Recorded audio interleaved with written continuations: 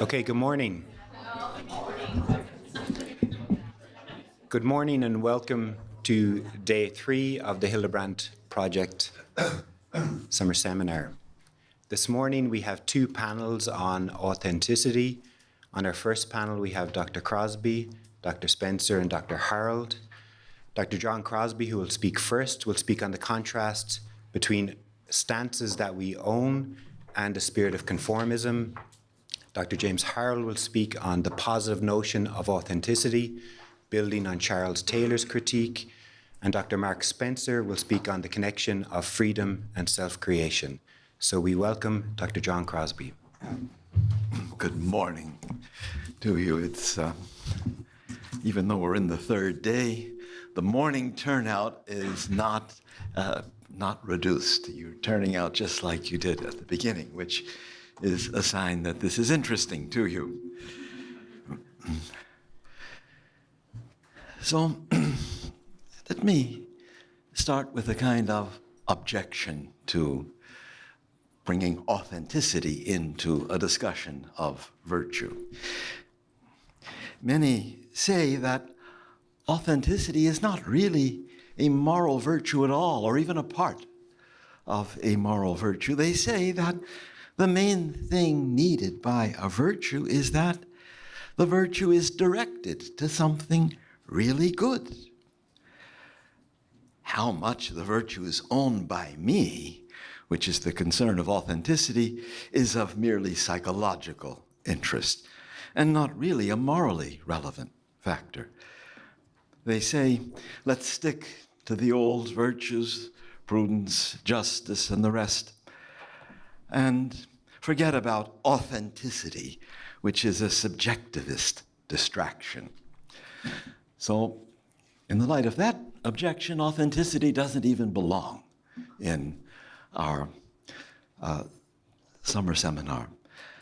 I, by contrast, want to say it very much belongs to the subject of virtue. There are a number of very significant issues of authenticity, and since John Henry and I and the others organizing the seminar were convinced of the importance of these issues, we thought we had to put these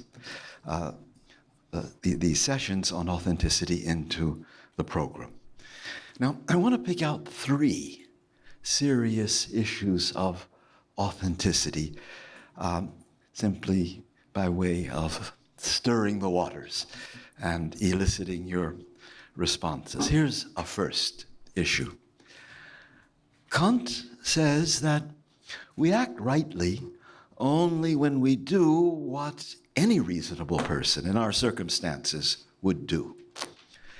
But personalists like Maritain and Scheler and others have said, no, as persons, we commonly have to do what only we are called to do, and what not just every other reasonable person should do.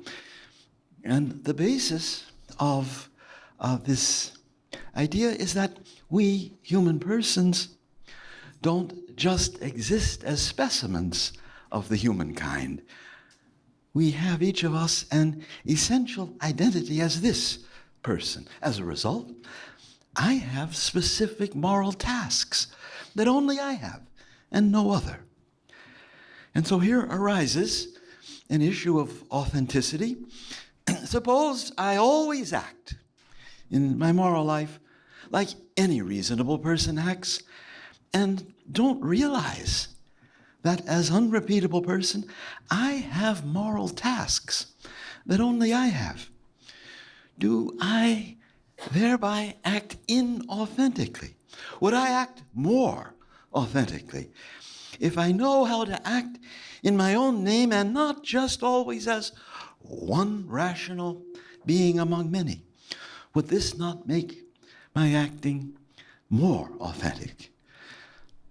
I believe Mark Spencer, as I see his draft of his remarks, is going to address this dimension of authenticity, so I'll proceed to a second issue. What happens when some conviction that you or I have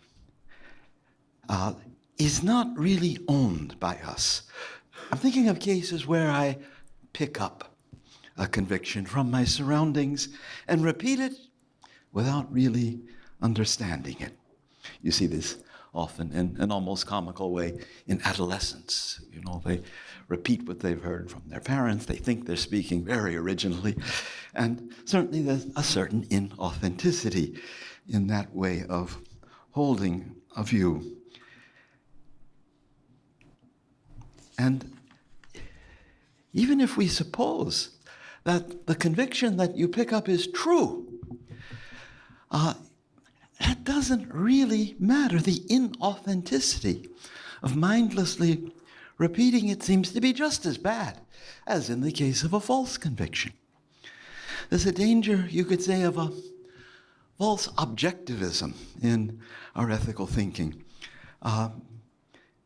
Because after all, what is required of a conviction is not only what is objectively true, but also required is that the conviction is really understood by the person professing it.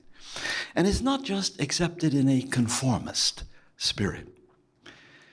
Now, in the selection from von Hildebrand that I gave you that goes with this talk, he describes very vividly a certain dependency on another person that goes so far as to keep me from owning my own judgments and feelings.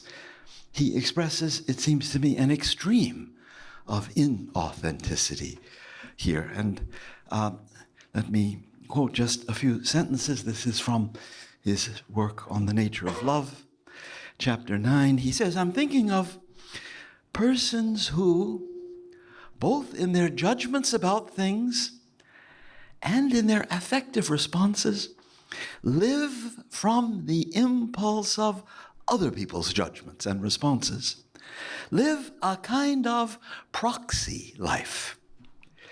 In particular, they live from the energy of dynamically stronger persons. They are not conscious of their dependency on these others. Their dependency has nothing to do with the conscious act of submitting to an authority.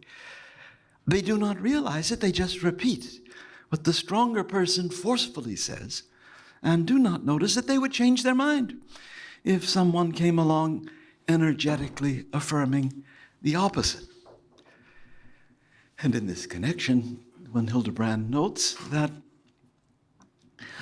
this being taken over almost by another person is a severe deficiency of Eigenleben. It's as if the Eigenleben of the dependent person is drained away into the dominant energy of the stronger. So that notion of Eigenleben that we introduced in order to think about self and other in the session yesterday is also of great relevance in thinking about certain forms of inauthenticity. Now, there is in the packet of readings also a passage from Scheler on this very phenomenon of being, as it were, taken over, being almost reduced to being an extension of a dynamically strong other. And the analysis is so masterful here in Scheler, I can't resist quoting a few sentences from you. I hope the line of my argument isn't such a flop and a mess as this microphone.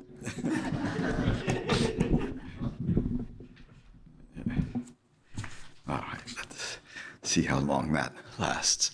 So we're talking about this second kind of inauthenticity that comes from failing to own one's judgments, one's feelings, one's loves, and living a kind of proxy life based on another. And Scheler describes it memorably, I think, like this. This is from Scheler's great work on the nature of sympathy.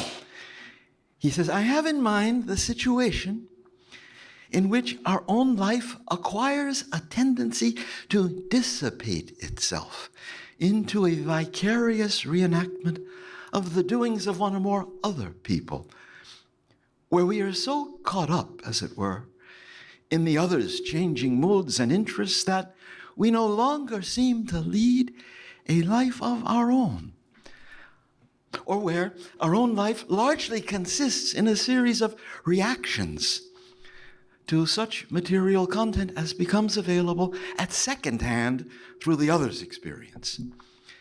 Here, we react to what actually touches him, the other, as though touched by it ourselves, not because of any illusion or hallucination concerning the priority of the individual feelings, but simply because we are leading his life and not our own, while remaining quite unaware of the vicarious relationship by which this process is effected. The distinctive element in this sort of case lies above all in the attitude to one's own self and the evaluation of one's own interest, acts of will, conduct, and indeed one's very existence. This attitude and assessment of oneself are now no more than derivative, being determined by the changing regard in which the other person holds or might hold us. We think well of ourselves in finding favor with him, and badly when we do not. Our very acts and decisions are determined by the implicit demands inherent in his conception of us. So it is a case of put it like this: this dynamic other may have very reasonable convictions. He may profess a true faith. He may have well-ordered loves. And I, in this dependency described by Scheler, may seem to show touching devotion to this dominant other. And yet, the reality is that my dependence on the other, as described by von Hildebrand and Scheler, is, in personalist terms, a disaster. The other has taken me over as person, and my Eigenleben, or this center of being my own that we spoke about yesterday, is drained away into the stronger other. My thinking and feeling has become highly inauthentic because it is really only his thinking or feeling. And so, to resume the idea from our first session of the care of the soul, we can say that one important part of caring for the soul is not only seeing to it that we love what's really lovable and believe what's really true, but also seeing to it that we personally own our thinking and loving, so that it is I and not the other who thinks and loves. And so, in that respect, authenticity is, if not exactly a virtue of its own, an all-important component of any morally worthy action or any moral virtue. And it's not subjectivism to give a greater attention to this subjective side of ownership and appropriation of my stances and loves. And finally, I wanted to mention a third kind of, or issue of authenticity. We find it in passages where von Hildebrand himself uses the language of authentic and inauthentic. This is when he discusses how a value response, like, say, a delight in something beautiful, becomes inauthentic if my lived contact with the value becomes disrupted. Now, here's an example of what he means. Suppose I am admiring some magnificent sunset. I delight in the beauty of the sunset spontaneously arises in me, and I break out in expressions of delight. That's the normal, authentic way of giving the value response. But sometimes I am too self-aware. I watch my aesthetic reaction to the beauty. I look to see if others are watching me in my response, and I lose the living contact with the beauty of the sunset, and my expressions of delight take on a distinctly inauthentic character. But Hildebrand says that the value response requires this full Hingabe to the value that you respond to, and this excess of reflection interferes with that full Hingabe, hence corrupting the value response with a distinct inauthenticity. An inauthenticity that the inauthentic person commonly very strongly feels himself.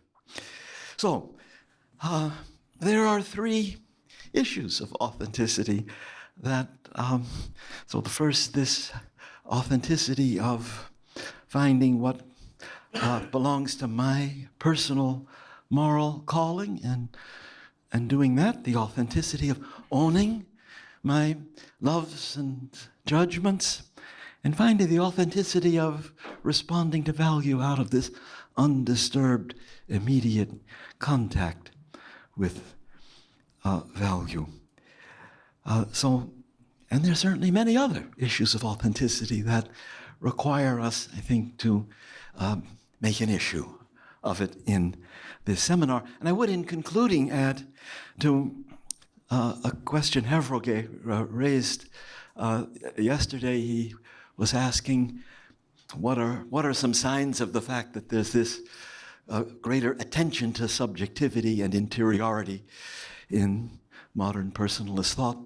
And I would say this is one such sign, a greater sensitivity to authentically owning a conviction, or in a conformist way, not owning it, or being vulnerable to another in a way that somehow displaces me as a person of my own. So that concern with authenticity, that seems to be a distinctly modern concern and a good specimen of this greater sensitivity of which Wojtyła speaks to the subjectivity of persons. So with that, I thank you for your attention and yield now to my colleagues on the panel here. Okay, thank you very much. My topic is a positive sense of authenticity. It's interesting. In my own, I do work in philosophy of psychology, and I get into discussions with psychologists and trying to convince them of certain things. And what I'm trying to do is convince them of an objective side to authenticity. And Dr. Crosby's talking to philosophers, and he's trying to convince them of a subjective side of authenticity. And so it's two different angles that we're going to be approaching this topic. What do I mean by positive? By positive, I mean it in the Socratic sense of an idea, whether it's born alive. I want to see if it's alive and kicking, which means if it's true. Socrates is the great midwife, not delivering babies, but delivering ideas and see if they're true or not. And so that's what I want to do. I want to see if this can be alive and kicking. And coming from psychology as I do myself, my first reaction is that it's dead as a doornail, because Psychologists will fall into subjectivism and narcissism and individualism and relativism with that idea, replacing morality with this notion of authenticity. And so I think it's dead. But I want to see if I can retrieve the idea. Now, there's two preliminary points I would like to make. The first is the notion is this, that the idea of authenticity is an analogous one. And so my primary focus would be what I think authenticity in the primary sense is, which is what has that quality of authenticity in the primary sense, which is persons, referring to persons. But it could also refer to ideas, responses, motivation, importance in a secondary sense. So my primary focus is authentic persons, and the secondary focus is these other things. So that's the first preliminary point. The second preliminary point is this notion of authenticity is maybe, as Charles Taylor explains, is the product of the thinking of certain philosophers in the Renaissance, in Renaissance philosophy or in Enlightenment. People like Rousseau, Descartes, Locke. And so it's not, a pre-given eternal essence structure like love or truth or justice, something like that. But I think because of its proximity to the person, there's a certain philosophical penetration that can be made here. So I think it's not merely reducible to an idea that's just thought up by some philosopher. All right. There are 3 points to this topic that I wanted to make. The first is what I think the overall meaning of this notion of authenticity is, and secondly, to distinguish 2 distinct dimensions of authenticity: the subjective, or you could say the psychological, and the objective, which would be the metaphysical / ethical dimension of that idea. And then thirdly, I want to comment on the decisive role of freedom with respect to authenticity. So that's where I'm going. The first is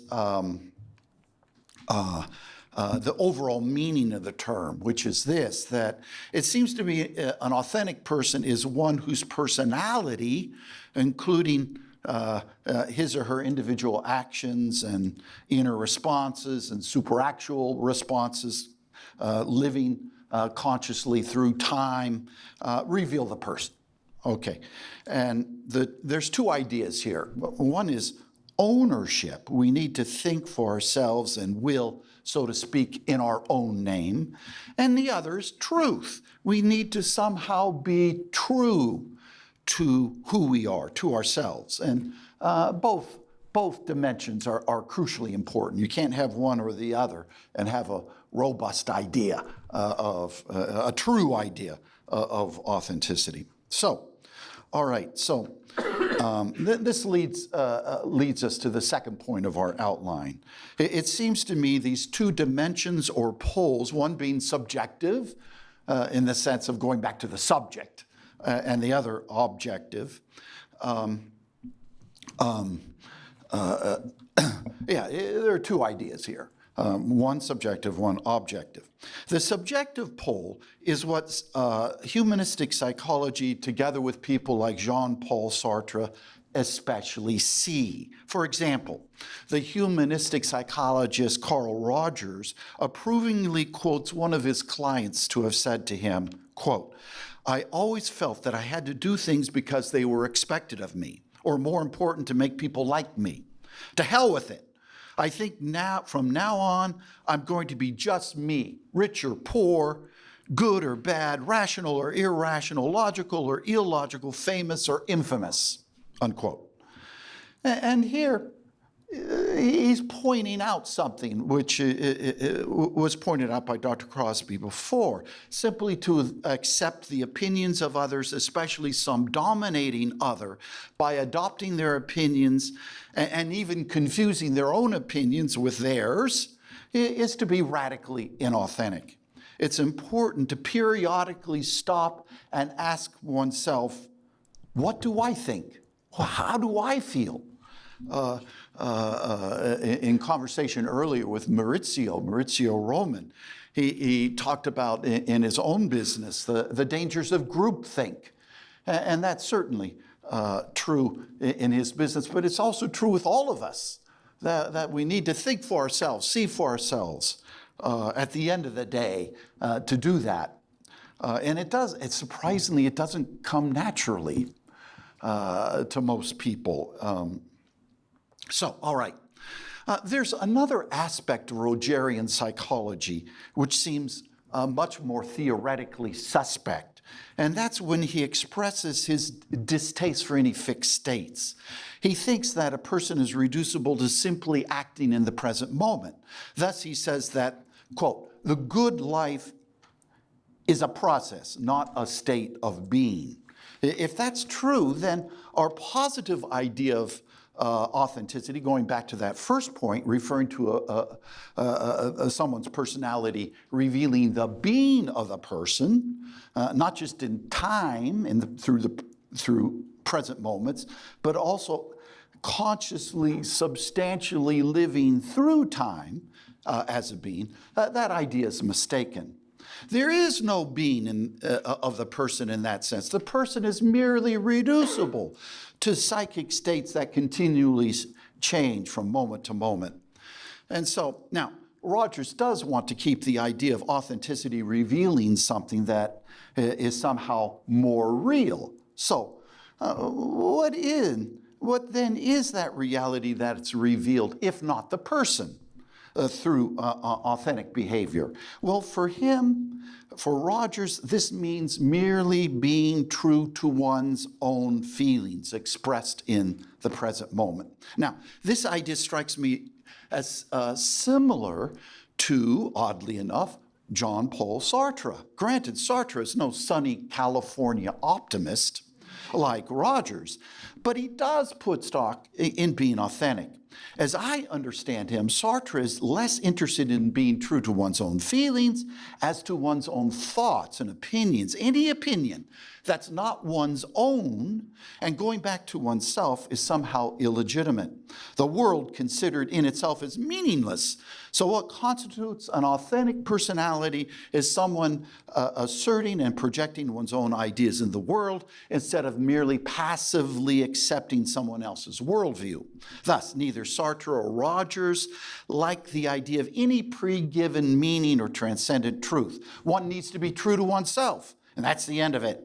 That's what constitutes authenticity. Now, let's turn to the objective pole here of authenticity, still within the second overall point.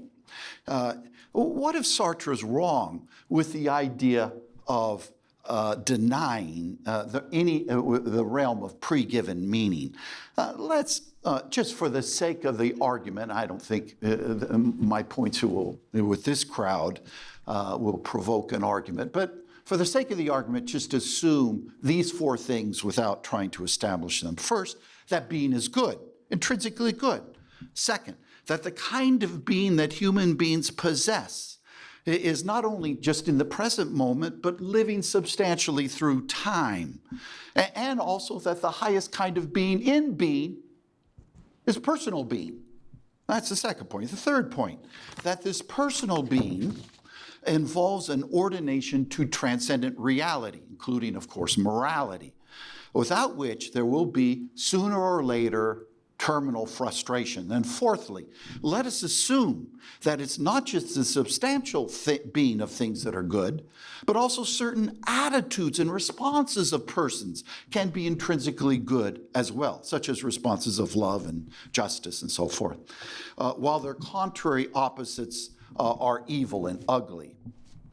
Is there anything concerning the notion of authenticity that follows given these assumptions. What follows, it seems to me, is this, that we are back to the notion of authenticity as personality revealing the person. That was my first point. It is not enough for a person merely to be true to one's own changing feelings, opinions, or even one's own empirical self with all our faults and failings, but to be true to one's true self as a being possessing intrinsic value ordered to what is objectively good. Consider now two experiences and then one historical example, which to my mind illustrate how intrinsic value and objective goodness brings out the person, which is so constitutive of authenticity. First, you remember the old Disney version of Beauty and the Beast, this magnificent movie, Beauty and the Beast. And remember the character of the Beast. Notice what happened to him after he falls in love with Belle. He discovers who he really is. Not a beast at all, but a prince. This discovery is not the result of any kind of introspection. It's rather dependent on his falling in love with Belle. This point, it seems to me, can be theoretically unfolded by considering two modes of self-knowledge. One is introspection or self-reflection, reflecting back and seeing yourself as an object of consciousness. Well, you know, the beast never did that, not given to reflection as far as I could see. But the other mode of self-knowledge is via encountering some high value, such as with this example with Belle.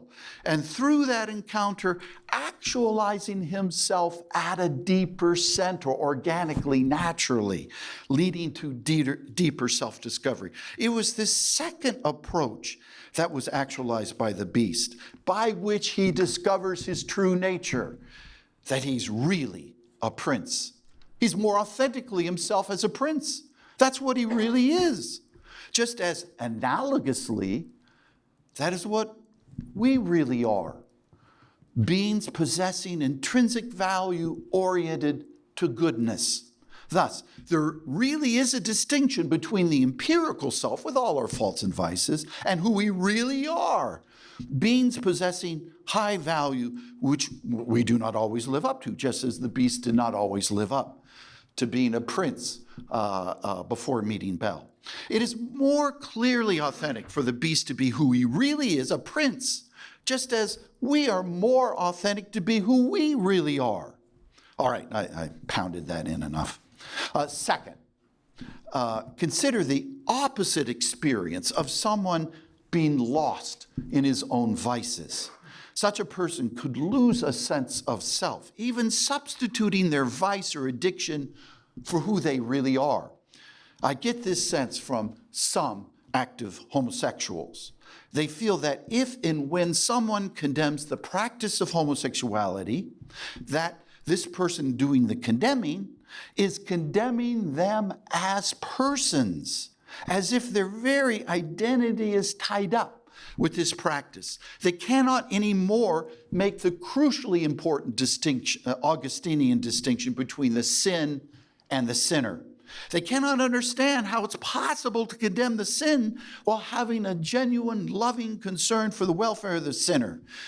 In my view, this seems to be an instance of the vice bearing the person. That is, of a person having an identity, their true self, outside of the context of their vice. Thirdly, the one person who properly and explicitly adopts both the subjective and objective dimensions of authenticity, both existentially and theoretically, is the great figure of Socrates. It seems to me his whole dialectical method only makes sense if one takes into account the concern that Socrates has that his interlocutor rightly appropriates some idea subjectively by seeing its truth, as opposed to simply accepting the idea because one feels pressured or manipulated into accepting it. Without this idea, it seems that Socrates' Socratic method is reducible to sophistic gamemanship. Who's the smarter guy? But Socrates is not at all interested in playing games or intellectually dominating the other person. but in trying to find ways in which he could help that person see with their own eyes, see for themselves. That's the game he's playing. So now, let's turn to our third and last major point. How much time? Do I have enough time? Oh, okay. There really is a real connection here. If you are being true to your own feelings and opinions, you're correspondingly less interested in being controlled by someone influenced by any outside forces. Let's investigate the following statement summarizing both the positions of Rogers and Sartre. Going back to Rousseau, I'm told by Richard Taylor, that one needs to be free from all external forces so that one can feel and form one's own opinions for oneself. Certainly, some outside forces are illegitimate, such as an over-controlling parent, authority figure, other social, that's all granted. That's where the position of Sartre and Rogers makes the most sense. The question, however, is whether there are external influences which are legitimate. And if illegitimate, is every external influence necessarily restrictive of freedom, which we grant is so important to authenticity? Well, Rogers ignores the possibility of legitimate outside meaning, limiting freedom. Sartre explicitly denies it. Okay, skip that. It seems to me both Sartre and Rogers absolutize the power of freedom, seeing any pre-given meaning as a threat to it by limiting it. But is intelligible meaning really a threat to actual freedom? Granted, it's a threat to arbitrary freedom. And here, the analogo to the synonym, I guess, in Hildebrand would be pseudo-freedom. That's his term for it. Granted, this is a threat to arbitrary freedom. It is here with arbitrary freedom that we see a strict inverse proportionality, a zero-sum game. More arbitrary freedom means less external influence. Less arbitrary freedom means more external influence. More external influence means less authenticity. Less external influence means more freedom. So from this inverse proportionality, it follows that we need to absolutize arbitrary freedom. If arbitrary freedom is the only game in town, all this seems to follow. However, it's not the only game. Consider now a deeper sense of arbitrary freedom. We can call it true freedom, or maybe an analogate for Hildebrand would be cooperative freedom. This kind of freedom is not opposed to, but further actualizes our personal being. If it is true that our personal nature is ordered to and fulfilled by the right order and intelligibility of things, being in this right order will not only actualize our personal being, it will also specifically strengthen our volitional power, thus going in the opposite direction of arbitrary freedom. Let's show this in two brief examples. First, consider how this power of authentic freedom is extended in moral goodness, such as when a generous man is able to act far more freely and easily than an ungenerous man. Secondly, this power can be seen negatively, insofar as freedom actually degrades to the extent that one is lost in moral vice. Insofar as the more selfish the person becomes, the more unable he is to extend himself to another in love. So we can distinguish two kinds of freedom. While intelligibility and genuine morality limits arbitrary freedom, as everybody sees, they actually strengthen this second kind of freedom, cooperative freedom or true freedom, which also actualizes and reveals the person. Neither Sartre nor Rogers considers this. Just in the full 3 minutes that I have left, I just want to consider the effects of true freedom upon the soul, how it integrates the soul into being one. Of course, the soul is already ontologically one by its very nature as an indivisible, immaterial being. But on the psychological/spiritual level, that being can go off flying in different contradictory, stupid, self-destructive directions. Let us end this paper by briefly outlining some of the stages as to how beauty, truth, goodness can unify the soul on this level, giving it what we can term authenticity on steroids. First, think of someone living in an alternative world, such as video games, or worse, an illusory world, as living in a universe of psychedelic drug experiences. Then compare those states with a person who lives concretely in the real world of trees and mountains and persons. Of these two groups of people, who's the most authentic? Second, compare a person who lives in the real world with trees and mountains and so forth, but is intensely consumed by superficialities, such as with Hollywood starlets or popularity. Compare it to that person who is focusing on what is truly important. Who's the most authentic? Third, consider a person who knows what is truly important but doesn't will it in his or her life, compared to a person who does. Who's more authentic? Fourth, compare a person who knows and even wills what is important but doesn't love it from his or her heart, to another person who not only knows but wills and even loves what is truly important, as well as joyfully applies it to his life. Notice how this second person is far more authentic in the sense of willing his true self, going back to our first point, as his empirical and true self now will more and more merge together. Not only is there a closer identity between these two things, the empirical and true self, there's the knitting together of these powers into one being, unifying the intellect, will, and heart on this psychological, spiritual level. This is not authenticity in some vapid, superficial, purely psychological sense, which, to speak frankly, is what we get from people like Sartre and Carl Rogers. It is authenticity as revealing the true person as he or she is meant to be. One, whole, and dare I say it, holy. Great. Thank you. To close out this first panel on authenticity, I want to pick up on a couple of themes that both Professor Harold and Professor Crosby discussed, and I want to start with a contrast, and it's a contrast that they've said a little bit about, but I really want to highlight it. And it's a contrast between what we see in the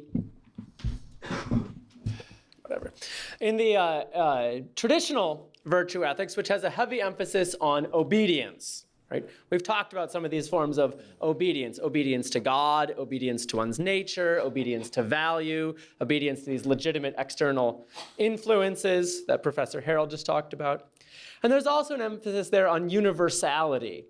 The virtuous person is the one who fulfills the human essence, which is something we all share. Contemporary thought, by contrast, as Professor Crosby pointed out, has this new emphasis on uniqueness, freedom, creativity, and authenticity. And I want to see how far we can go with some of these contemporary thinkers about authenticity, in particular Sartre, without falling into a subjectivism about authenticity. I personally think authenticity is important because it avoids what the Russian personalist Nikolai Berdyaev called enslavement. Enslavement is something like what Professor Crosby talked about with regard to sort of letting yourself live the life of another. But Berdyaev sees enslavement as cropping up in a number of places other than that particular place. Enslavement is any time where I fail to freely appropriate what has been given to me, freely take up what has been given to me. So for example, Berdyaev talks about how we can be enslaved even to virtue. The person who is pursuing virtue but not pursuing it in a free and self-determined way is, as it were, living a life determined by something other than his own creativity, his own freedom, his own personality. Berdyaev talks about how we can be enslaved even to God if we live in this sort of subservient or slavish way towards God.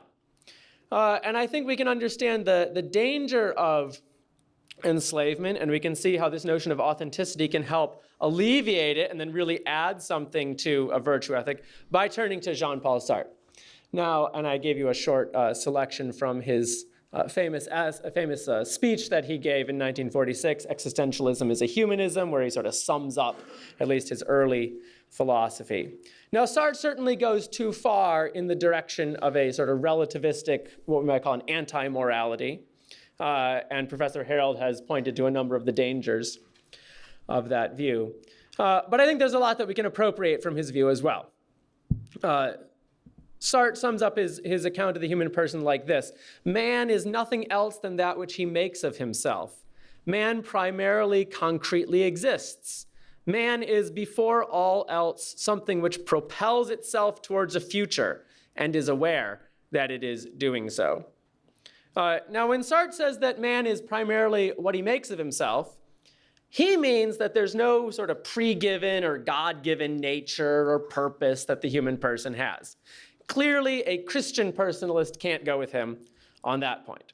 But what can we draw that's positive from his claim?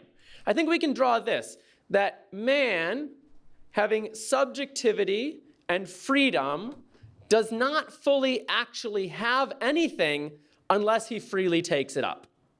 If freedom is at the core of what I am, then nothing is truly mine unless I freely determine myself to have it. Others can aid me, God can aid me, but no one, not even God, can decide for me.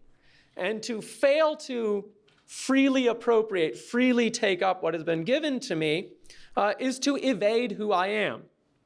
And it's to fall into enslavement in Berdyaev's sense. Sartre's point in making these claims that man is nothing but what he makes of himself is to say that I am responsible for who I become. To be a free being is to be a responsible being. To allow another to lead my life, to allow another principle to lead my life, even a very high principle like value or God or virtue, is to evade my responsibility. We've talked a lot here this week about how ethics is rooted in anthropology. You got to get what we are right in order to understand what we ought to do. Sartre is adding to that tradition. What we are, at a very fundamental level, is a free being. And to evade our freedom, to fail to take up our freedom, is not to live as what we are, and so to fail to be virtuous. Now, Sartre furthermore says that freedom, regardless of whether it's responsible or not, is creative. When I freely choose, I create myself. I determine the future course of my life. Furthermore, he says freedom is universalizing. When I decide to do something, I'm tacitly saying to you, this is what people ought to do. Right? I am holding myself up as an example, whether I realize it or not. You all see what I'm doing, and therefore have an example presented to you of how human beings can act. But Sartre says we never have complete certainty about whether what we're doing is the right thing or not. We heard that from Aristotle earlier in the week. If you think you can get mathematical certainty about what the right thing to do is, you're mistaken. Ethics just isn't like that. And so Sartre says there's a sort of anguish about freedom. Right? And he doesn't mean that in the sense that we're all bent out of shape and upset when we make free decisions. Rather, he's saying, when you freely make a decision, you need to realize your responsibility to yourself, realizing that you are creating yourself and your future life as you freely decide, and your responsibility to others. That is, that I'm holding myself up as an example, whether I like it or not, for others to imitate. So to be a free being, and then furthermore to be an authentic free being, a being who consciously and freely chooses whatever he does, is always a dangerous adventure. So what we can take from this, I think, is that the authentic, virtuous person is going to be willing to choose, even in the midst of doubts, but they are always going to try to choose in a responsible fashion. The authentic, virtuous person is going to realize that only I can choose for myself, even if I believe that I'm being called by my nature, by value, by God, by the church, I still have to choose it, and I'm going to be willing to choose it. Second thinker I want to talk about, Max Scheler. We've talked about Scheler a bit already, and Professor Crosby mentioned that I was going to talk about Scheler's idea of how I have to live not only up to the universal calls of human nature, but to those calls that address me in particular. Now, Scheler, like Hildebrand, emphasizes our affectivity as well as our freedom. Scheler says, I'm not just a thinking being or a willing being. What I fundamentally am is a loving being. We are guided primarily by our loves. Someone yesterday, I don't remember who, someone mentioned the idea of the ordo amoris, the order of loves. It's an idea that comes up from Augustine. We find it in the Franciscan tradition, and then we find it again in the personalist tradition. The idea of the ordering of loves is that we don't just feel values in things. I don't just feel the beauty of something or the nobility of a great man like Socrates or the holiness of a saint.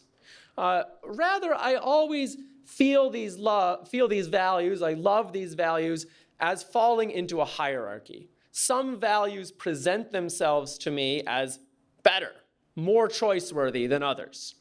Holiness is a very high value.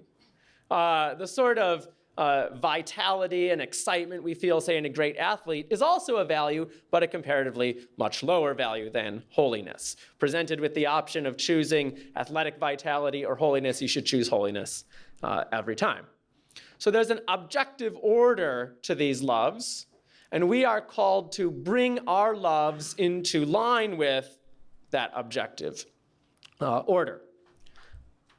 But, Scheler emphasizes, when I love, when I have this order to my loves, I'm not just called to bring my loves into line with the objective scale of values. Love holiness the most, maybe beauty and truth, and goodness next, and vitality less than that, and so forth.